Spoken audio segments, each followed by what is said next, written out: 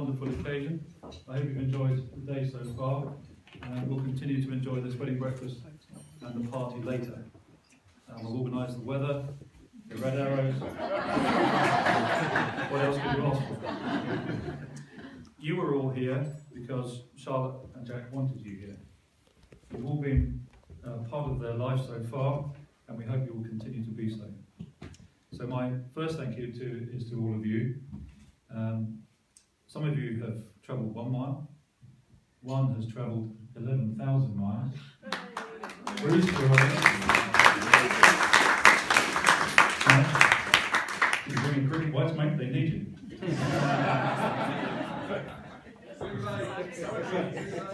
You're all very welcome. You'll have determined that the theme of the wedding today follows Jack and Charlotte's love of travelling. But what's so lovely about today is that everything is local. The wedding dresses are from Hildeborough, which is about 2 miles that way. The wedding cake from Southborough, which is about 2 miles that way. The bridesmaids are our next door neighbours and my niece. The beautiful flowers in the church, and here today from my next door neighbour the other side, and a girlfriend from just up the road. The photographer Lindsay is from Charlie's netball team. Thank you, Lindsay.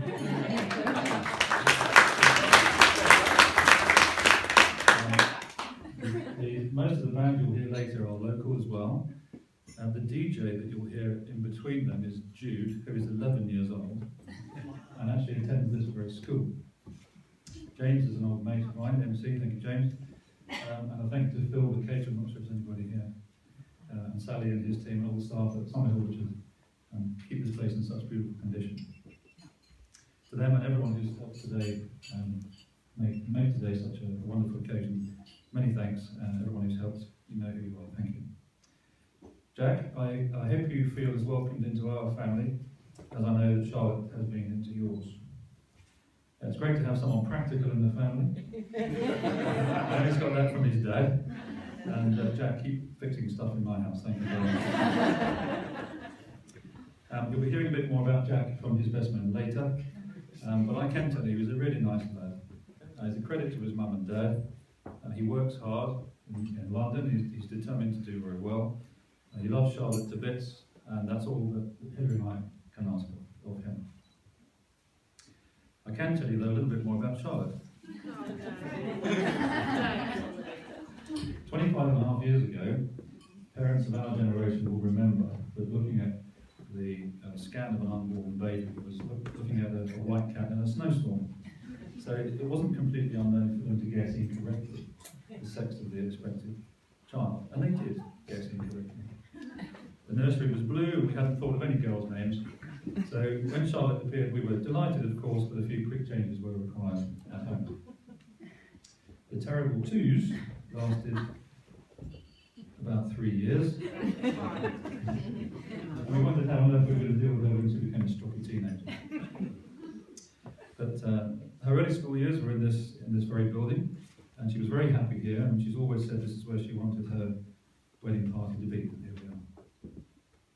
Those teenage years I mentioned came, and nothing. She was an angel. She matured and became great company. There were 2 older brothers to compete with. She was always feisty, and I can warn you, Jack, she fights dirty. Where did you ever learn that from?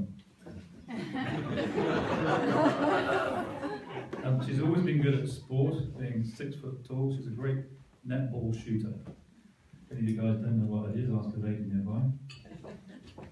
And she still plays a very high quality netball. A couple of her friends are here, and Lindsay the photographer, of course, and the rest of the team, hi guys. I think many of the rest of the team are arriving later, so you'll see them on the dance floor, I'm sure. The remains of their visit to my house from the hen weekend are still. Please still visit. 6 years ago, when Hilary and I dropped Charlotte at her halls at her first day at university at St John's in York, she screamed the place down. Stamped her foot, which is a trademark strop. Don't leave me, Daddy! Daddy, don't leave me! As I drove away Hilary beside me in the car in tears. I refused to answer the next 10 phone calls because I knew who they were from. And I knew if we went back, we'd have never left her there at all. But not many months later, a gangly youth caught her eye.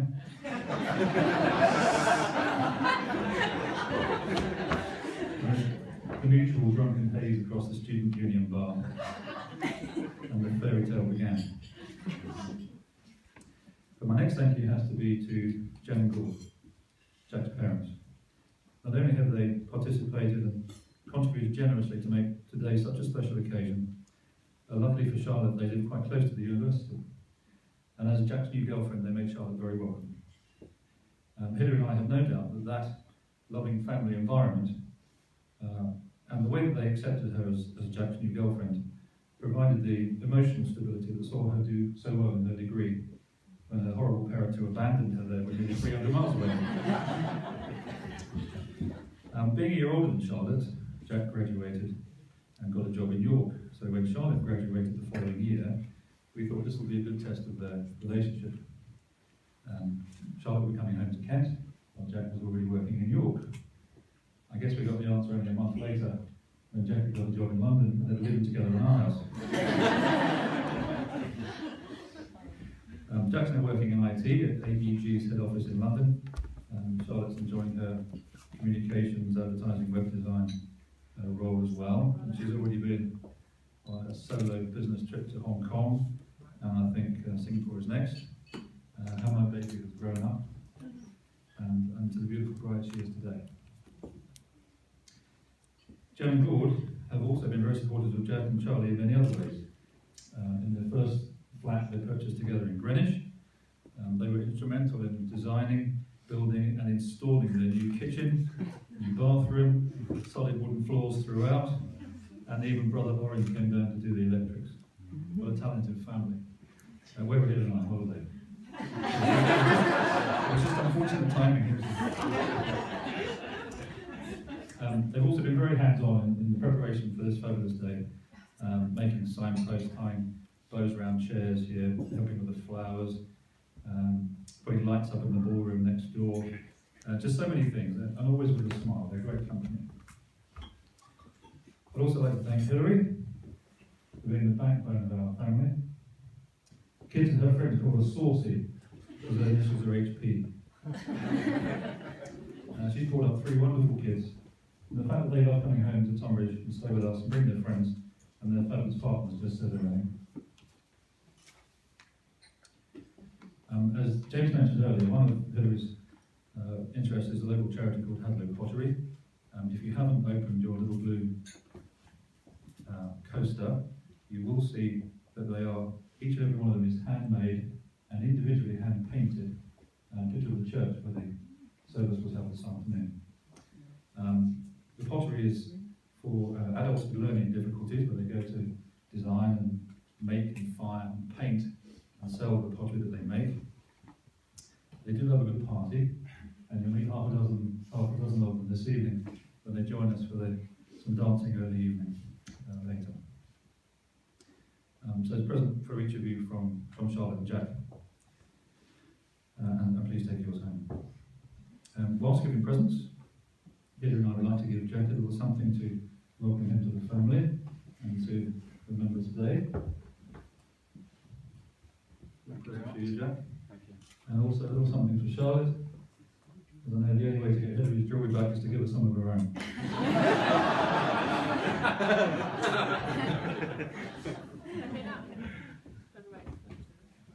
So in closing, I know that Charlotte and Jack will be saying a few thank yous of their own a little later. I think around the cake cutting times will be over there a little later.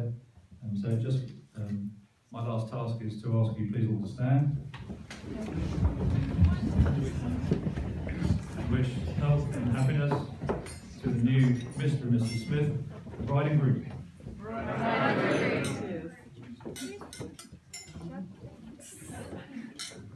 Thank you very much. Well, ladies and gentlemen, huge round of applause. Thank you.